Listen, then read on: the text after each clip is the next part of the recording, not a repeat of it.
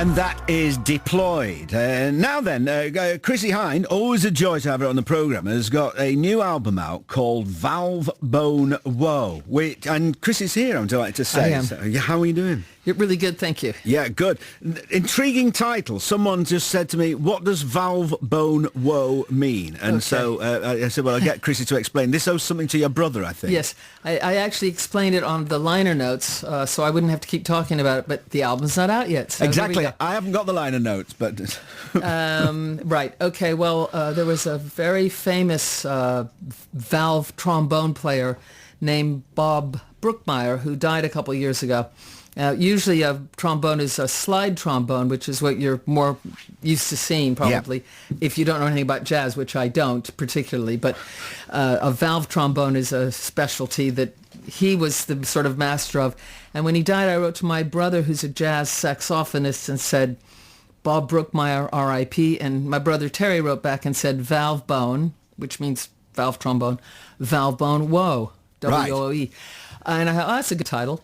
And this album that I've been working on with Marius de Vries actually started quite a long time ago, but Marius has a lot of other projects on, and so have I. So it hasn't come out yet, but we started it a long time ago.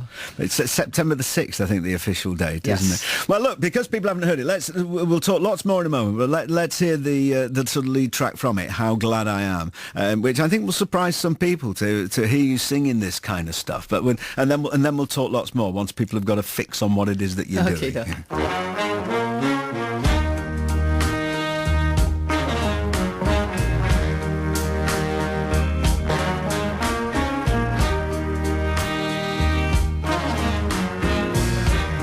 No beginning, my love has no end.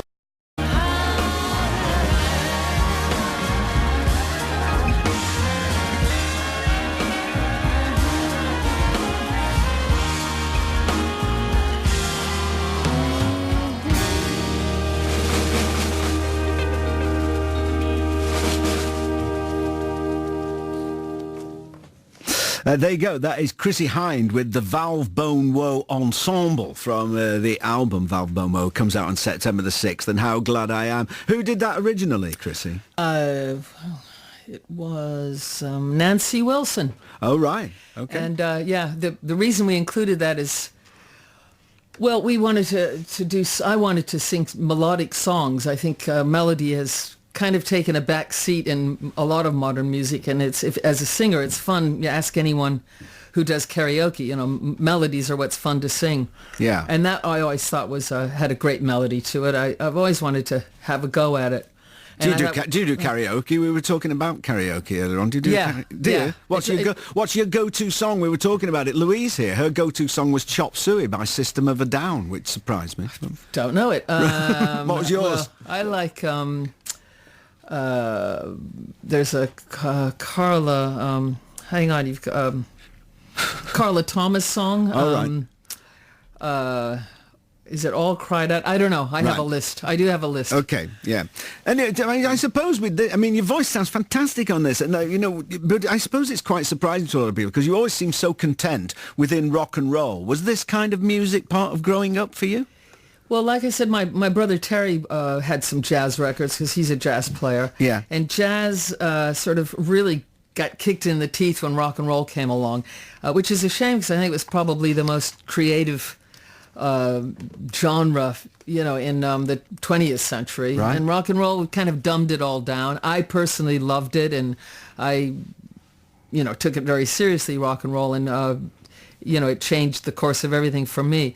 But Terry and other jazz people probably, really had to, it was a bitter pill for them. The thing with jazz is it's maintained a kind of underground status. It seems to be a resurgence of it now. Very much so, yeah. I'm not trying to be a jazz singer. I'm a rock singer, but the object of this album was more to get kind of more like trance, trippy, psychedelic music, which a lot of the outros of these songs evolve into that sort of thing. That was my attraction to it. Yeah, of course, you have done a duet with Frank Sinatra, we should say, didn't you? I did. Yeah, I did. I think those were his last recordings, wasn't it? The Duets 2 album of '94. Was it Luck Be a Lady you did? Luck Be a Lady, yeah. And because I don't listen to musicals, I was a little unaware of that song. Did you? Presumably you never met him. Presumably you had to record. No, he wasn't there. He wasn't there. It was one of those things where I went in and thought, this will be easy. And then I hadn't really paid attention to the key, so I had to sing it in 2 different octaves because his parts were done. And, I think it worked out. And I mean, you're not going to say no if you're offered a chance to sing with, someone like... Well, there isn't anyone like Frank Sinatra, but and that was the last thing he did, because that was '94 and he died in '98. Yeah, so. My dad loved that, and my parents are gone now, so some of this is also a tribute to the things I think they would have liked. Yeah, which I never did while they were around. So. Sorry, Mum and Dad. As you explained in your book, I think. Yeah. And so, but you've always liked to cover, haven't you? And in fact, you had great success with some of Ray's songs, Ray Davies songs. And there's a Ray Davies song on here as well. That there is indeed one of the great songwriters. And yes, I started with a cover of Stop Your Sobbin', and all my punk friends were rather bemused because they thought, well, why don't you do one of your own songs? But some of your punk friends were here last night. Johnny Moped and his band. Fantastic. Legend. Now, that really is a legend. Because were you in Johnny Moped for a bit? No, I had his band, who I named the Unusuals, but that Johnny Moped kind of very famously goes off the radar and disappears for... years on end, and I happened to get his band at that time. It was what I also called the Croydon Express. It was down in Thornton Heath where they were all from. That was Captain Sensible, who was maybe not Captain Sensible yet. He might have still been Ray Burns and Fred Mills. Was Slimy Toad there? No, he wasn't. He came in after I left. All right, okay. Anyway, sorry, back to your... a pleasure to deviate. Back to your album. So, you're talking about the songs you chose. I mean, I think there are some brave choices here, because Wild is the Wind is a big song, as done by either Bowie or Johnny Mathis or Nina Simone. It's a big thing to take on. Well, yeah, and I don't really interpret the songs. I saw Katie Lang the other day, who's one of my favorite singers and one of the greats. And when she does a cover, she really interprets it and dismantles it and tries to. But on these, I generally sing pretty faithfully to the. If you want to hear my voice, which I'm not suggesting, but I'm just saying, if you do, that's what you get. Me singing the song. Yeah. I don't really. But as a singer, and singing is certainly a pleasure. That's why I've always included covers on albums, because it's nice to sing something that you hadn't thought of yourself. Yeah. Because there's always a surprise in it. When you write your own song, you kind of know where you're going with it. There's some lovely things on here. Nick Drake is on there. Riverman you've done. Riverman is on there, which I said I would take credit for because it's a very hip thing, and obviously Nick Drake was one of the greats. But that was actually Marius's girlfriend at the time suggested that. Right. And I have a song called Hello Young Lovers on there, which I suggested. Again, I never saw the musical it's from. Is that The King and I? Apparently. Yeah. I had to find that out later.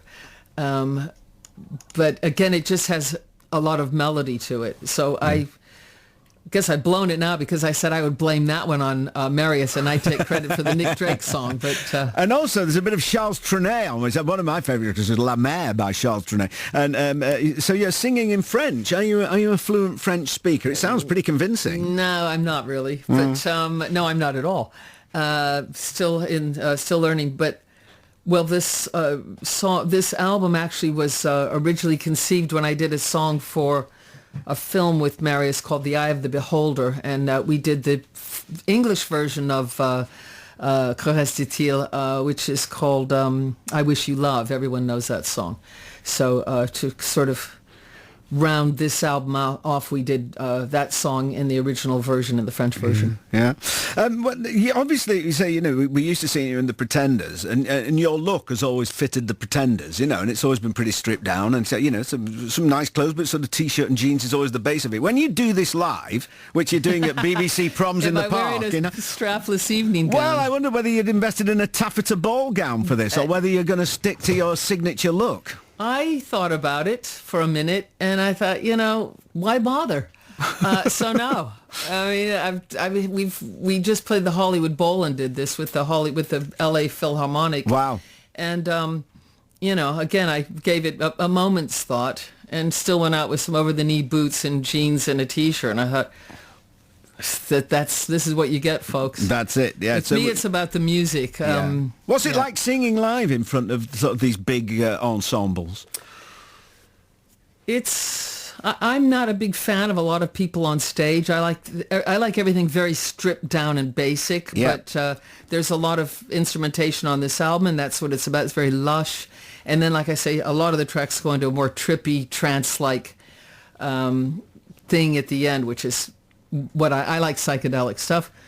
What's it like? Well, to me, it's always pretty much the same. I just do what I do, and I also have my guitar player, James Walborn. Yeah. He was with me at the Hollywood Bowl, and he plays on this album, and that makes me feel very at home looking over and seeing him, and also he makes such an enormous musical contribution that's very satisfying, because there's always a rock element to anything I do with him there. Yeah. Well, you can see Chrissie doing this as part of the BBC's Proms in the Park in Hyde Park on 14th of September, and then also the London Jazz Festival. I believe that's November, actually. November, is it? Right. 24, it says September, but right, November, because that would make sense. Everyone jotting it down in their diaries. Right. Wrong. There you go. So the London Jazz Festival as well on the 24th of November at the Royal Festival Hall. Right. Well, we're going to finish off. We'll play Caroline No, which is a great Brian Wilson song, of course, but this was the one that I thought had elements of dub in it as well.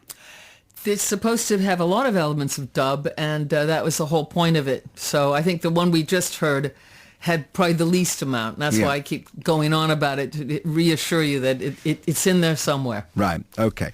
We'll hear Caroline No, and we look forward to seeing you in your strapless ball gown doing it. Thank you. All right. All right, good to talk to you, Chrissie. You too. Thanks a lot. Bye-bye. Bye.